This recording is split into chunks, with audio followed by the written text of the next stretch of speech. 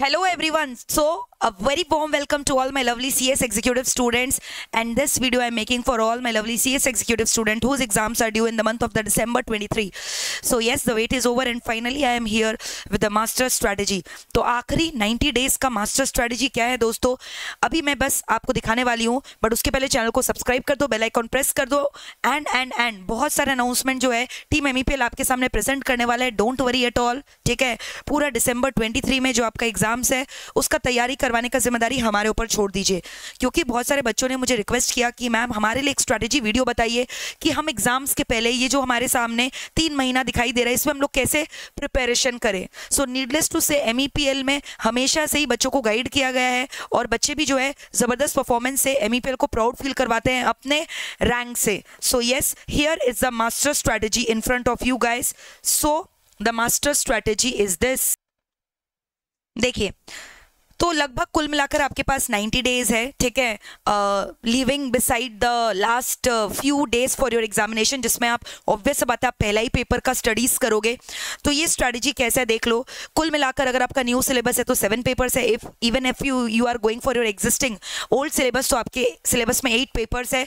तो मैंने ऑटोमेटिकली आप देखोगे एक दिन में ना आपको 2 पेपर रीड करने का सजेशन दिया है. आप इन अ सिंगल डे 2 सब्जेक्ट्स उठाकर पढ़ाई करो. कभी भी ये ब्लंडर मत करना कि एक दिन में आपने 4 to 5 सब्जेक्ट स्टडी किए हैं, बिकॉज आपको खुद भी नहीं पता चलेगा कि आपने एक दिन में कितना पढ़ाई की है.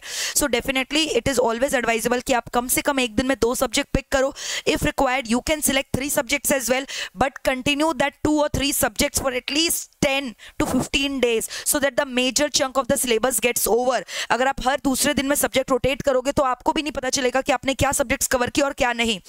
तो जैसा कि आप देख रहे हो, पहले मैंने आपको स्ट्रेटजी में बताया कि अप टू 12 डेज आप पूरा का पूरा JIGL का अच्छे से रिवीजन करो, एंड इसके संग आप SBIL या फिर SBC अगर आपका ओल्ड सिलेबस है तो आप उठा सकते हो. इतना पढ़ो कि आपका 80% ऑफ द सिलेबस कंप्लीट हो जाए. फिर नेक्स्ट 3 डेज आपको पूरा का पूरा राइटिंग प्रैक्टिस करना है guys. Do not miss out the writing session. कोई भी पास्ट ईयर का 3 पेपर उठाकर या फिर जो लेटेस्ट इंस्टीट्यूट की तरफ से मॉक टेस्ट पेपर रिलीज हुए हैं उसको सॉल्व करो, RTP को सॉल्व करो, but writing practice is very very must. At least हर एक सब्जेक्ट का 3 पेपर आपको लिख के प्रैक्टिस करना है. उससे आपको टाइम मैनेजमेंट भी आ जाएगा और लिखने का भी पूरा का पूरा जो है हैबिट डेवलप हो जाएगा. देन नेक्स्ट 12 डेज में आपको कंपनी लॉ और एक प्रैक्टिकल पेपर FM उठाना है, जिससे कंपनी लॉ क्योंकि बहुत ज़्यादा एग्जॉस्टिव है तो उसके संग आप FM जो कि प्रैक्टिकल पार्ट एक लाइट पेपर उठा सकते हो. फिर next 3 days again writing practice of these 2 paper. तो इससे आप देख रहे हो आपका सब्जेक्ट भी रिवाइज हो जा रहा है along with the writing practice, ठीक है.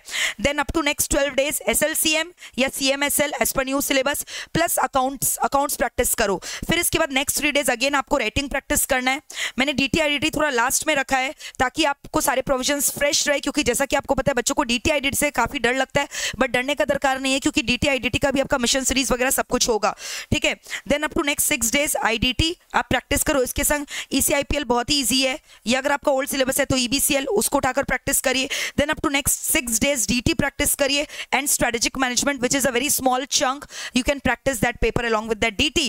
ऑल्टरनेटिवली आप DT क्योंकि बहुत ह्यूमंगस है हर डे भी प्रैक्टिस कर सकते हो 2 hours. Every day you can fix time slot for DT where you can give direct text 2 hours daily, ठीक है. फिर next 3 days again writing practice. इस तरह से आप देख रहे हो आपके सारे के सारे पेपर्स कवर हो जा रहे हैं. JIGL, SBIL, company law, SLCM, ECIPL 5 तो लॉ का पेपर आपका कवर हो गया. इसके अलावा आपका FM कॉर्पोरेट अकाउंटिंग का प्रैक्टिकल पेपर कवर हो गया. इसके अलावा आपका टैक्सेशन भी कवर हो जाता है, ठीक है. अब बच गया इसके बाद आप देखोगे 60 डेज ही खाली खत्म हुए. अब यहाँ से अभी भी आपके पास 30-35 डेज इन हैंड बचे हुए हैं. अब ये 30-35 डेज में आपको क्या करना है, now you have to do the revision subject wise. अब पूरे 4 से 5 दिन एक सिंगल सब्जेक्ट को आप रिवाइज करोगे ताकि आपको ये समझ में आ जाए कि एग्जाम के पहले एक दिन में हमें पूरा का पूरा सिलेबस कैसे रिवाइज करना है, ठीक है. सो 4 to 5 डेज आप ईच इंडिविजुअल सब्जेक्ट को दोगे.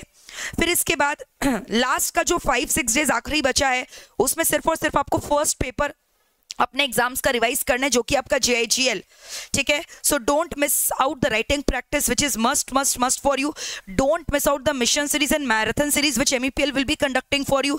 Do not panic, take small power breaks in between, जो भी आपको अच्छा लगता है करो. Continuous studies will become very monotonous. 2-3 घंटा पढ़ाई करके 15-20 मिनट का ब्रेक लो, रिफ्रेशमेंट करो अपने आप को. जो भी चीज़ आपको अच्छा लगता है, चैटिंग करना है या सिंगिंग करना है या डांस करना है या क्रिकेट प्ले करना है या टेलीविजन देखना है, कुछ भी 15-20 मिनट करो जिससे आपको रेजुविनेशन फील होता है. ठीक है.